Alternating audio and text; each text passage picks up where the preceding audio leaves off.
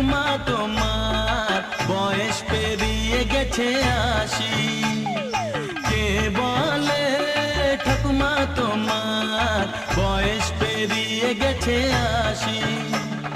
মনে তো হয় না দেখে কখনো, মনে তো হয় না দেখে কখনো বাঁধানো দাঁতের হাসি।